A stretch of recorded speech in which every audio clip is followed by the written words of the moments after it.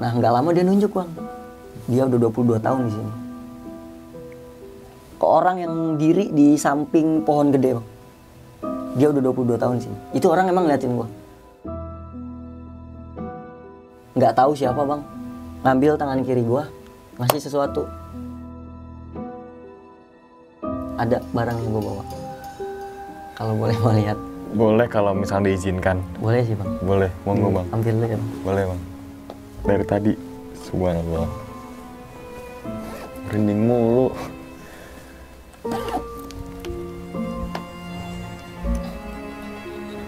Apa? Ya saya ini ya. Ini bang. Iya.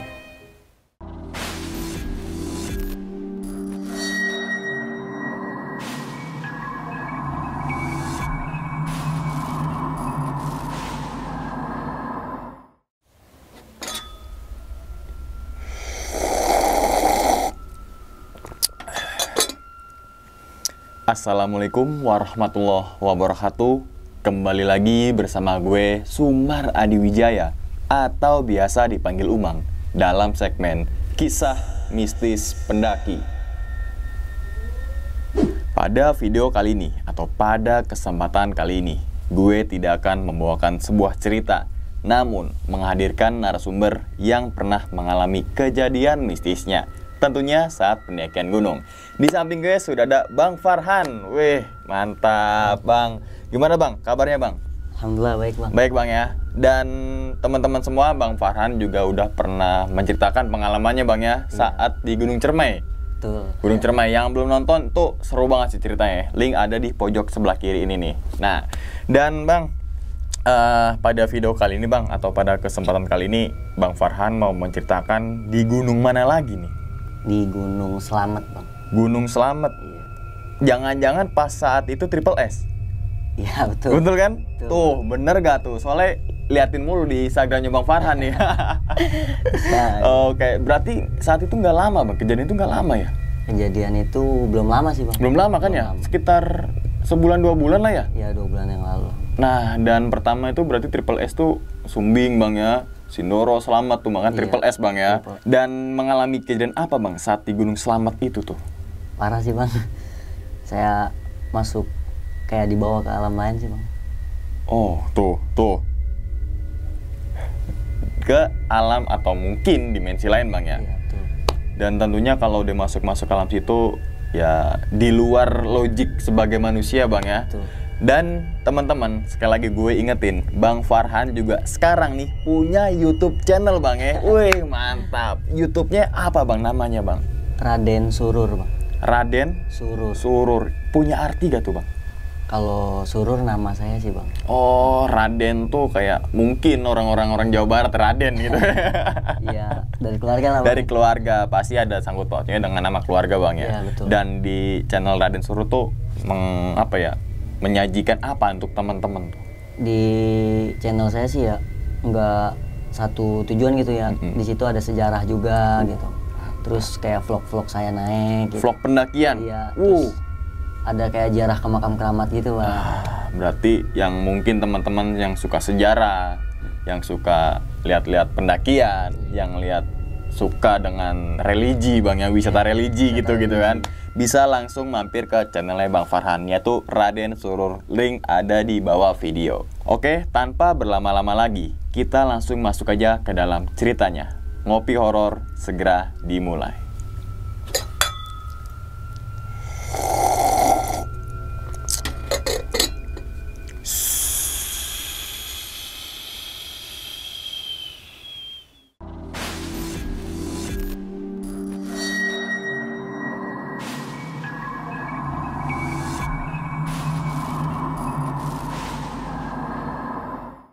Jadi waktu itu kejadiannya belum lama sih bang ya, berapa bulan yang lalu gitu.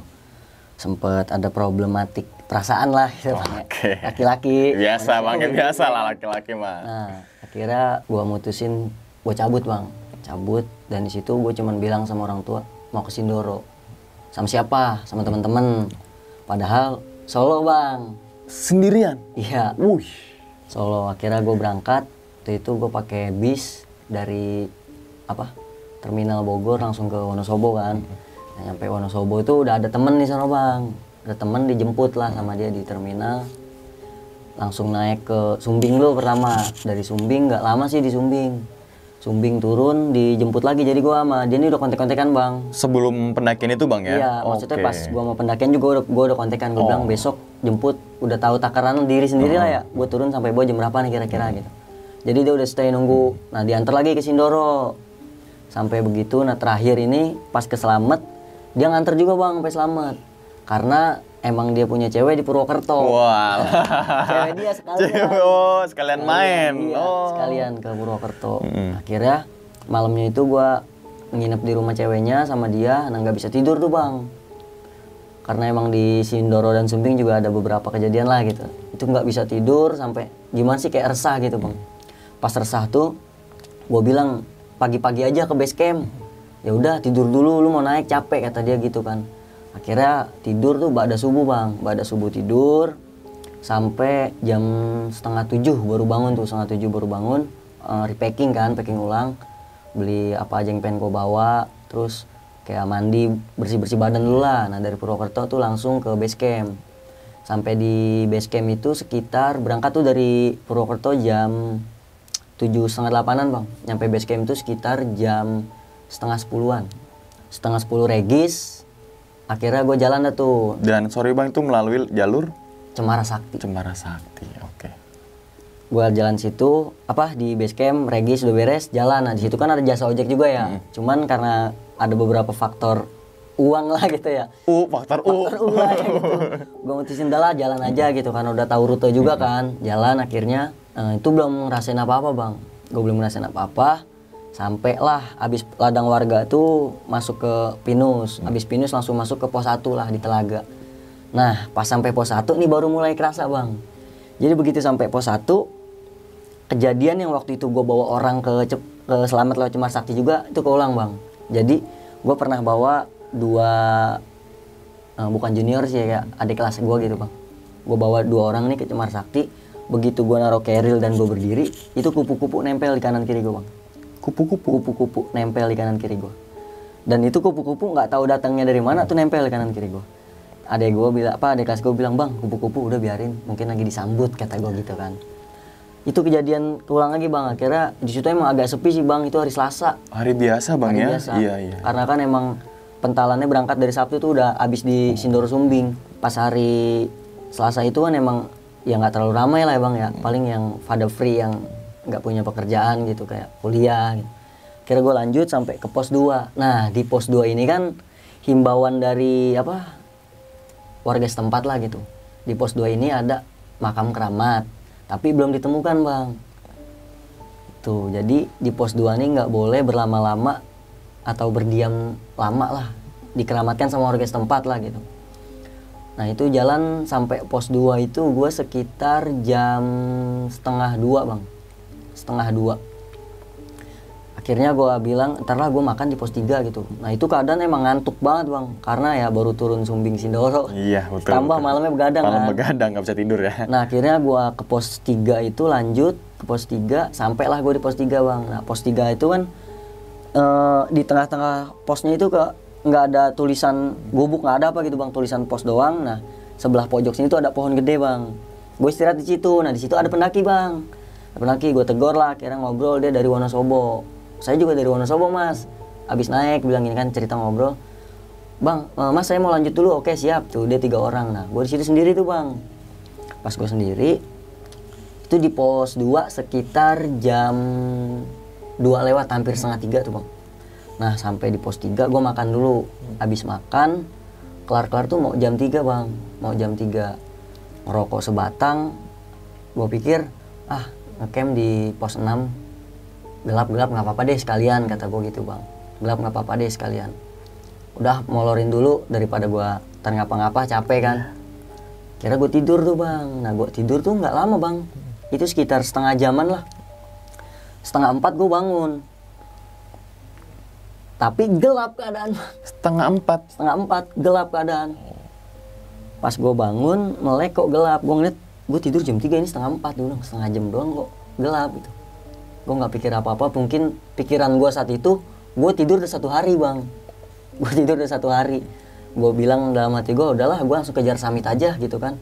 Gue nyampe pos 6 taruh keril, pasang tenda, ya buat Naruh biasa aja lah gitu, ya? naruh barang Iya. aja. Gue langsung summit udah 3:30 kata gue. Ya udah akhirnya gue jalan 3:30 itu. Nah tiba-tiba ini gue nggak ketemu trek yang sebelumnya gue pernah ke Cemar Sakti bang. Nggak taunya legendnya di Slamet 2 pohon itu bang. Langsung. Pasti tahu lah 2 pohon Iya. itu. Pos 4 bukan Cemar Sakti, tapi pos 4 Bambangan sama Rantu. Tuh. Gue malah ketemu di situ bang. Gue diem tuh langsung, gue udah tahu nih. Kayak gue udah tahu lah intinya gue lagi dimainin atau gue lagi kayak gimana gitu kan bang. Karena setahu gue itu kan kalau di Cemara Sakti sekarang udah punya jalur baru ya bang ya. Nah jalur lamanya itu dia nyatu sama Bambangannya itu di pos 6. Jadi pos 6 Cemara Sakti, baru nanti ketemu lagi di pos 6 Bambangan di pertigaan itu. Nah gue masuk sama Rantu. Nah, udahlah gue bilang gue lanjutin aja daripada gue turun juga nantinya kemana lagi gitu kan. Gue nggak pengen ngambil resiko juga gitu. Gue jalan. Nah di balik yang pohon ini kan kayak ada bekas patahan pohon gitu bang yang buat duduk tuh. Nah di situ ada 2 orang bang, 2 orang pendaki. Gue tegor lah ya kan. Gue tegor, Mas, Bang, mau naik.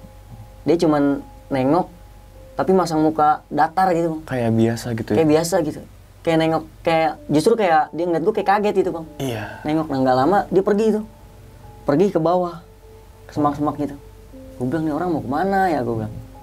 Akhirnya nggak lama datanglah orang bang dari belakang gue nepak. Pak, gue nengok. Orang tua. Pakai pakaian kayak pakaian zaman dulu sih bang, kayak bajunya itu pakai belangkon. Ya kalau gue bilang umur ya udah agak tua sih bang, karena ada jenggot juga gitu. Nah akhirnya gue diajak jalan lah sama dia. Gue diajak jalan, yuk ikut. Mau kemana kek kata gue gitu. Mau kemana kek? Udah ayo ikut. Gue jalan 5 langkah dari gue ketemu itu dituntun bang sama dia. Sambil megangin tangan gitu? Sambil megangin tangan dituntun. Nah gue nengok ke belakang. Ada yang lagi mantau gue. Yang mantau gue ya yang waktu itu pernah diceritain di Ciremai lah bang. Iya, Itu iya. mantau dari belakang. Nah di situ ngomong bang, gue kayak lagi dikasih tahu gitu sama si beliau kakek ini. Gue dikasih tahu tentang Slamet.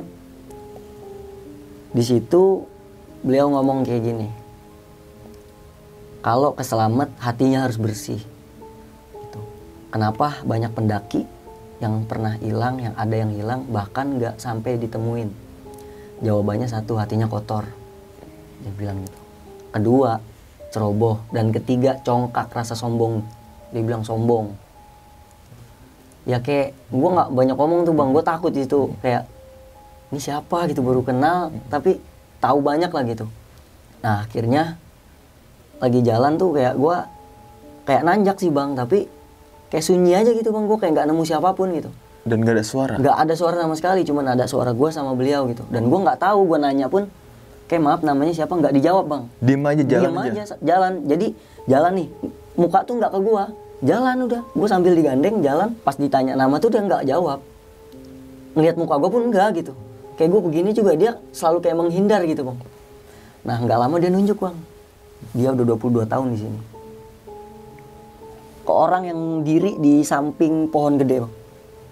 Dia udah 22 tahun di sini. Itu orang emang ngeliatin gue. Dan itu muka jelas bang. Maksudnya gue ngeliat jelas banget itu orang. Rambutnya agak ikal gitu, kulit kayak sawo mateng gitu sih bang. Dia pakai baju abu-abu pendek. Abu-abu pendek, celana kayak bahan rapina, pokoknya hitam gitu bang, celana hitam. Ayo jalan lagi tuh bang, diajak jalan tuh. Nah di situ gua ngeliat banyak pendaki lain bang, kayak pendaki yang mukanya agak rusak gitu, tapi jelas itu bang. Gua jalan tuh kayak lagi ngelewatin kampung-kampung dia gitu bang. Nah di pertengahan jalan dia ngomong, kamu santri kan? Dulu pernah ada santri juga yang sini celaka. Dia bilang begitu. Gue nggak mau tahu tentang santri yang pernah celaka itu, tapi secara nggak langsung nih dia bilang kayak ngasih tahu gue gitu bang. Dan kamu saya ingetin, kamu kesini jangan bawa pikiran kosong. kamu kesini nggak pernah bawa pikiran kosong, ada apa kamu kesini bawa pikiran kosong, jangan sampai seperti mereka.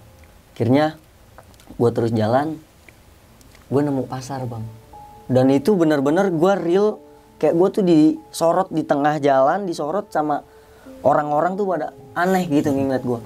Pegangan gue selalu nengok ke belakang, setiap gue jalan beberapa langkah gue mastiin yang di belakang jagain nggak gitu bang. Gue selalu mastiin itu. Sampai di situ tiba-tiba dari sebelah kiri ini ada nggak tahu siapa bang, ngambil tangan kiri gue, ngasih sesuatu kayak minyak wangi, nggak tahu minyak wangi atau apa sih bang. Ada barang yang gue bawa.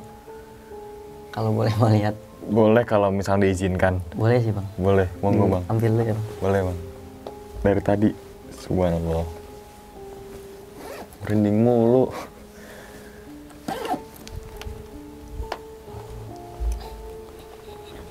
Apa? Ya saya ini ya Allah. Ini bang. Iya. Mau izin taruh sini bang ya? Iya. Ya, silakan bang, lanjut aja. Dikasih, pegang. Pas gue pegang, itu pertama nggak begini bang. Ini udah gue bersihin. Sebelumnya itu kayak tanah semua isinya. Kayak pertama gue pegang tuh kayak kepalan tanah gitu bang. Kayak kepalan tanah yang gue pegang. Kira gue bawa, gue masukin ke trash bag. Kan di sebelah kiri gue ada trash bag kecil buat gue naruh puntung rokok. Gue masukin ke situ. Itu gue tahu seperti ini pas sudah balik. Pas sudah nyampe rumah? Nyampe rumah dan tahu ini yang ngasih siapa dan yang nunturin sama gue nanti di akhir baru di ini ya. Akhirnya pas jalan di situ. Ini aman kan bang? Aman bang, insya Allah. Ya. Nah, balik lagi tuh di situ gue sempat agak rasa nggak percaya gitu bang, kayak ya kita manusia yakinlah bahwasanya kita hidup emang berdampingan gitu, tapi percaya sama yang seperti itu tuh 1001 menurut gue gitu bang. Tapi gue sendiri ngerasain, makanya bikin gue yakin bahwasanya ada juga yang hidup seperti kayak kita lah gitu. Akhirnya begitu gue ngelewatin pasar itu banyak deh tuh bang, sampai kayak model kepeng gitu sih bang. Kepeng-kepeng zaman dulu Iya, gitu. iya. Kepeng zaman dulu itu ada berserakan gitu bang. Pada saat gue jalan tuh gue kayak ngeliat, kayak lagi ngerasa gue lagi dibawa kemana nih, tujuan gue mau dibawa kemana gitu. Sampai udah kelar jalan, nah akhirnya yang orang tadi disebut sama kakek ini tiba-tiba nyamperin gue. Tolong bilang sama pendaki lain, kalau naik ke sini jangan pernah sombong. Terutama yang pada bawa pasangan, jangan senonoh, ini bukan tempatmu. Saya di sini udah 22 tahun gitu. Gitu gue nanya, "Bang, namanya siapa?" Tahu namanya bang, tapi gue belum telusuri itu bener ada bang enggak. Namanya Abdul Azhar. Dia sebutin nama dia. Saya udah 22 tahun di sini. Emang orangnya kayak tipe kayak gimana sih bang, kita punya teman pendiam nih, tapi sekali ngomong tuh kita jadi negesin banget itu. Oh iya. Itu ngomong kayak negesin ke gue banget itu. Udah akhirnya dari situ, udah kamu dengar sendiri, udah sekarang kamu pulang. Dia bilang gitu. Pulang kemana? Ini aja arah keluar saya nggak tahu di mana gitu bang. Nah akhirnya dari situ dia bilang udah merem aja dulu. Gue nengok ke belakang dulu dong, gue takut gue dibawa kemana lagi. Gue nengok ke belakang ngangguk. Yang itu ngangguk. Iya. Akhirnya gue merem, gue melek lagi di pos 4 lagi bang. Samarantu. Di Samarantu. Itu jam 9 malam. Subhanallah. Jam 9 malam. Akhirnya gue mutusin buat gue nggak akan muncak gitu. Maaf ya bang ya, ada yang lupa tadi. Jadi pada saat itu tuh sebenarnya gue pengen ngerekam bang. Gue pengen tahu. Tapi handphone gue keluarin, mati total, nggak bisa dinyalain sama sekali.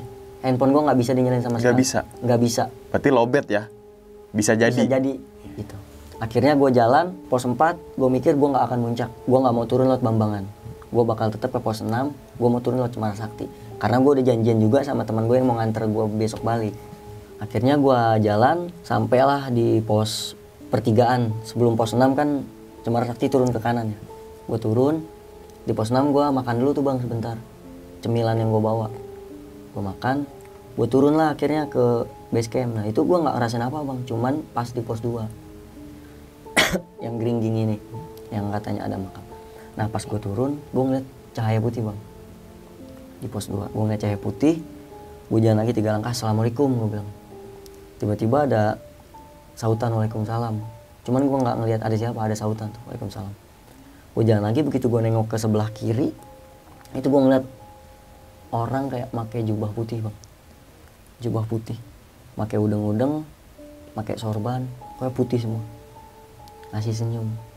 Itu mukanya ya bersih banget itu.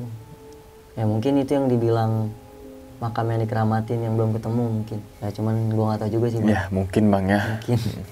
Akhirnya gue turun ke base camp, alhamdulillah tuh selamat. Sampai di base camp tuh gue jam 1:30, jam 1.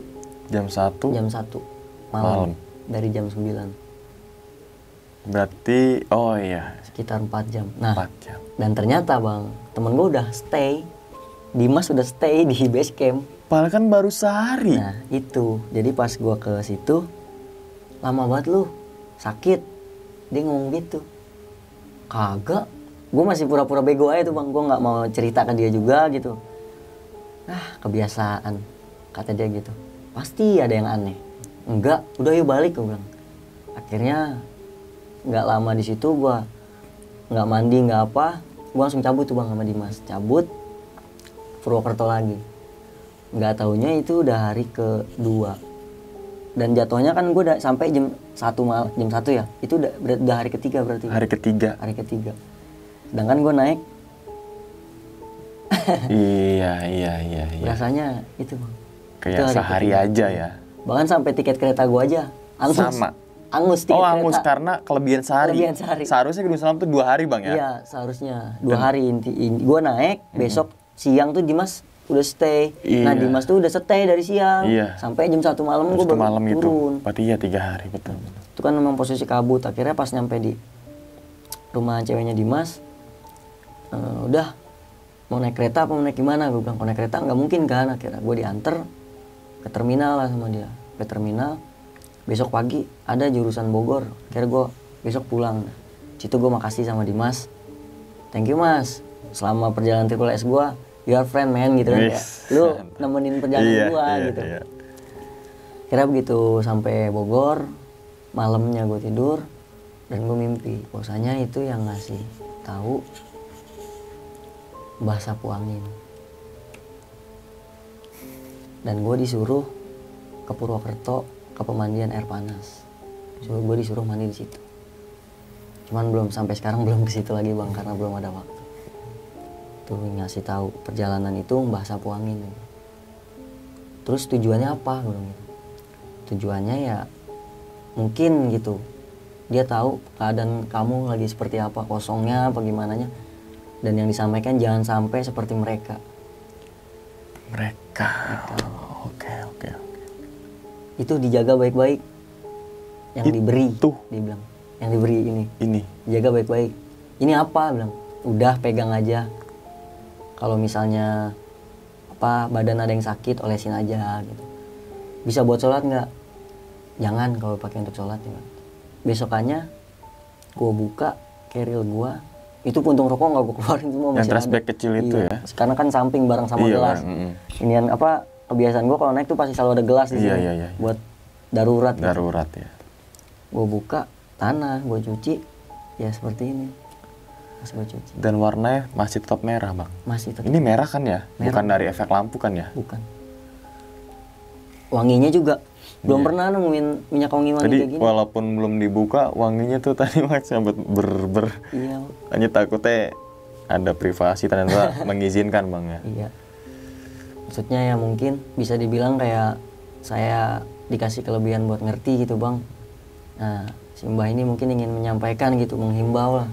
Tapi lewat saya gitu. Karena keadaannya saat itu saya kosong juga gitu kan. Ya banyak sih bang, itu benar-benar pengalaman yang baru sih, benar-benar ngerasain kayak ketemu dihimbau gitu bang.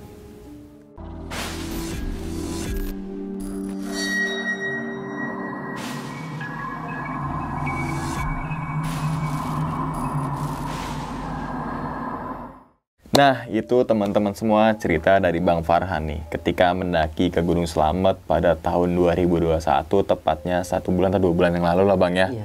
Saat itu, nah, Memang nggak tahu kenapa di saat Bang Farhan cerita ini baru pas kisi-kisi atau mungkin yang pertama aneh nanya tuh Bang ya. Udah nggak tahu kenapa, gue juga nggak tahu, nggak biasanya kalau misalkan dengerin orang cerita aura atau vibes-nya tuh beda. Dan ternyata Bang Farhan itu memasuki dimensi lain, bisa dikatakan halusnya gitu. Kalau alam gaib kayaknya terlalu frontal, dimensi lain, karena kan selain kehidupan kita ada kehidupan di luar kita Bang ya, makanya dimensi lain. Nah, pertanyaan yang pertama, bukan pertanyaan tapi gue pengen lebih detail lagi ketika Bang Farhan tidur. Itu kan awal mulanya tuh Bang ya. Itu awal mulanya, dan itu kan tidur setengah jam Bang. Setengah jam. Dan ketika Bang Farhan ngeliat kan setengah 4. Udah gelap. Itu loh. Setengah 4 gini deh, setengah 4 gelap di gunung mana? Gitu kan? Iya. Kadang mau maghrib aja juga masih cahaya-cahaya dari atas. Betul. Dan itu gelapnya kayak malam Bang, kalau boleh tahu. Malam orang saya langsung nyari headlamp. Oh. Masih nyari headlamp saya Bang. Gelapnya malam sama gelapnya mendung beda pasti. Beda. Pasti itu beda. Melek juga kayak pertama mikir saya buta Bang. Kok gue buta gitu, kayak nggak kelihatan apa-apa Bang. Dan di situ ya emang sendiri, nggak ketemu yang lain. Tuh, itu kenapa tuh? Pas jalan lagi, Bang Farhan maksakan untuk jalan Bang ya, lanjut jalan ya, dan ternyata nimbul nih di pos legendnya Gunung Selamat, bisa dibilang gitu, yaitu Samarantu. Dan sebelum Samarantu berarti kita ngelewati sebuah dua pohon gitu Bang ya, yang konon katanya merupakan sebuah gerbang gaib gitu kan, yang sering beredar nih, rumor beredar dalam dunia pendakian ya, tapi itu belum ada yang membuktikan secara fakta Bang ya. Betul. Gitu kan. Tapi ya apapun itu kita hargain aja lah, kita turutin lah, maksudnya bukan turutin tapi taati gitu kan, adat setempat. Betul, kearifan lokal Bang ya. Kearifan lokal. Dan ternyata Bang Farhan ngelihat 2 pendaki nih Bang. 2 pendaki mukanya flat. Terus dia langsung jalan aja tanpa ngomong satu kata pun. Tanpa.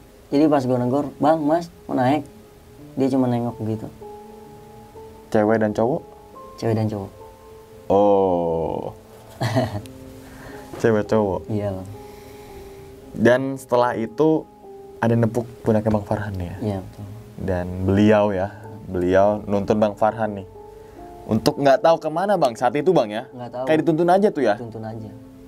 Makanya saat itu sih sebenarnya agak pengen nolak. Cuman pertama ya pribadi saya gitu, ada bu vokal ilmi.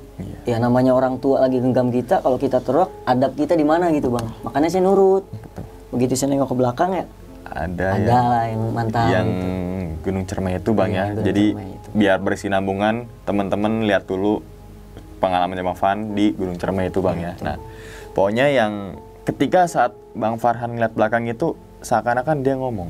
Enggak. Oh, yang beliau itu ya? Iya, yang ngegandeng itu ya, yang gandeng itu bahwasanya kalau naik Gunung Selamat hatinya bersih. Iya. Gitu ya. Terus yang naik gunung sama pasangan nih, jangan yang berbuat tidak-tidak, nah aneh-aneh lah gitu kan.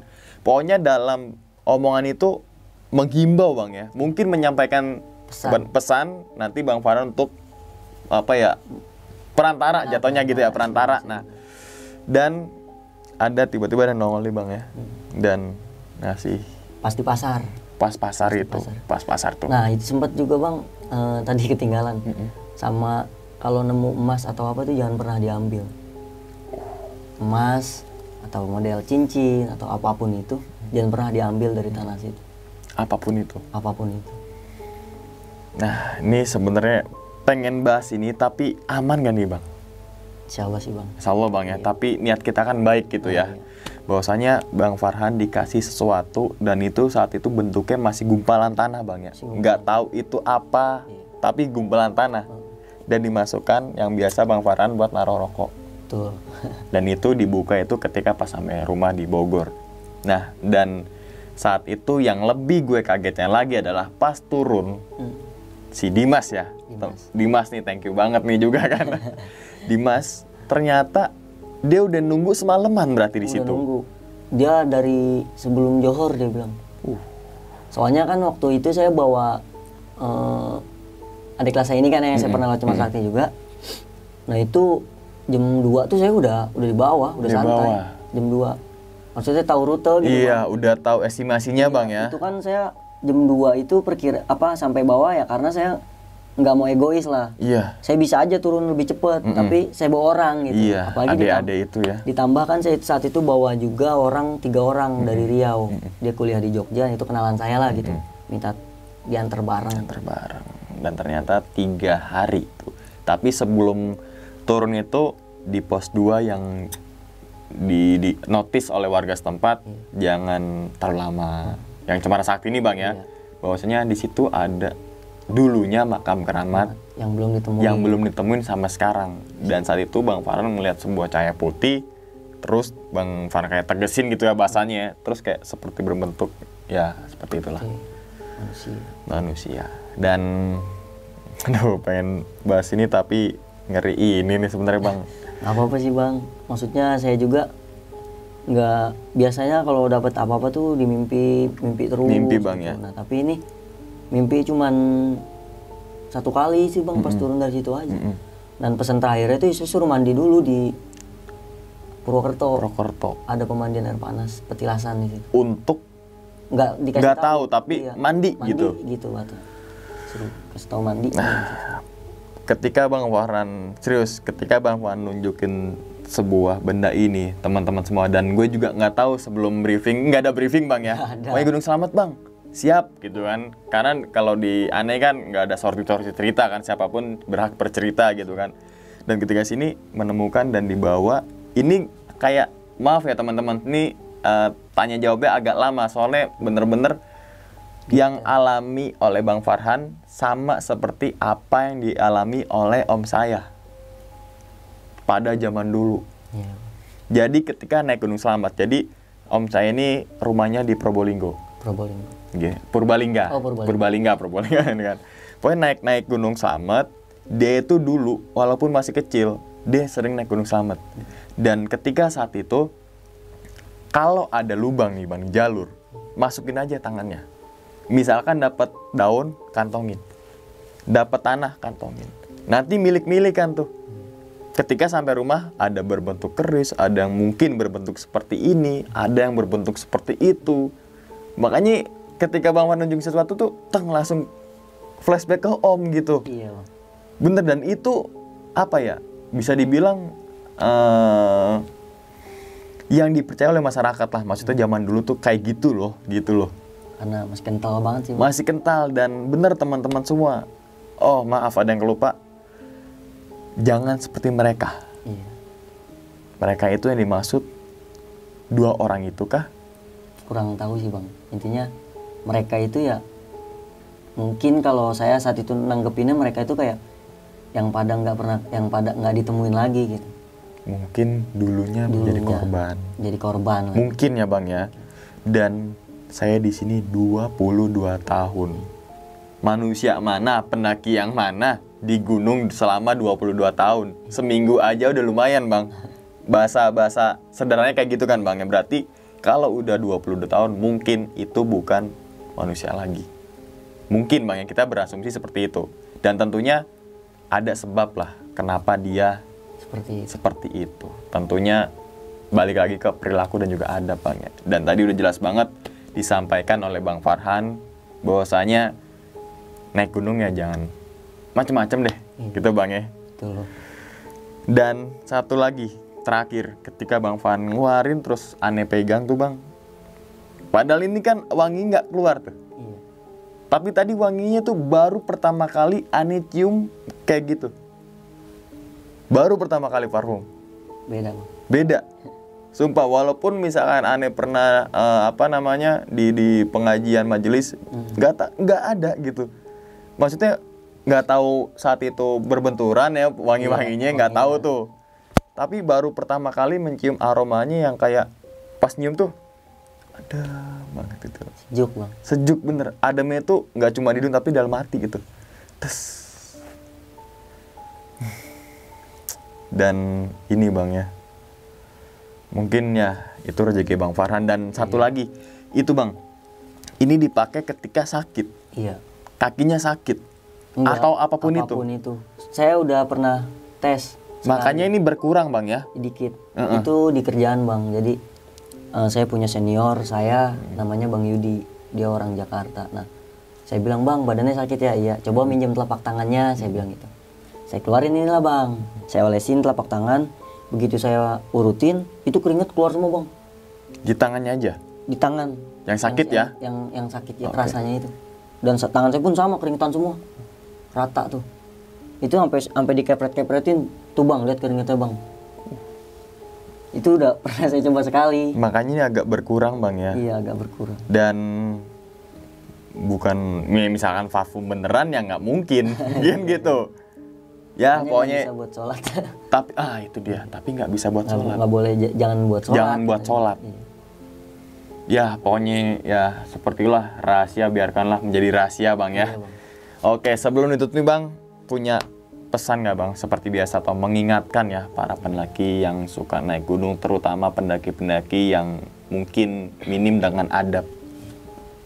Ya intinya sih langit nggak pernah nunjukin dirinya tinggi gitu. Kalau bisa sih kita sebagai manusia ya Bang ya, rendahkanlah dirimu serendah-rendahnya sehingga tak ada seorang pun yang bisa merendahkanmu. Itu aja sih Bang.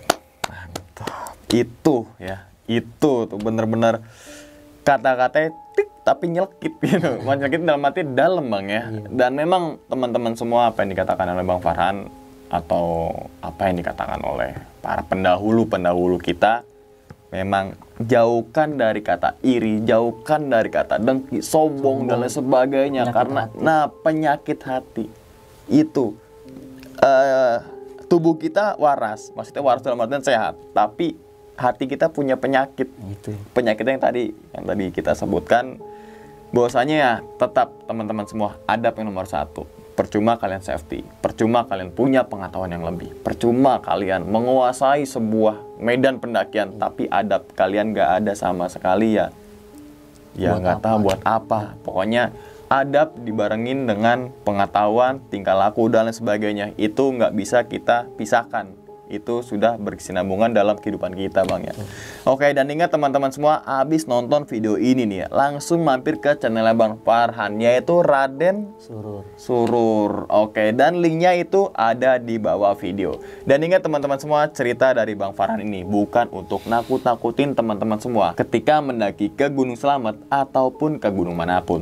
Tapi ambillah sisi positifnya dan buang sisi buruknya. Sekian dulu pada video kali ini dan nantikan video-video gue berikutnya. Hal gaib itu muncul ketika sugesti kita buruk. Wassalamualaikum warahmatullahi wabarakatuh. Selamat beristirahat. Bang, makasih Bang ya. Iya, Bang.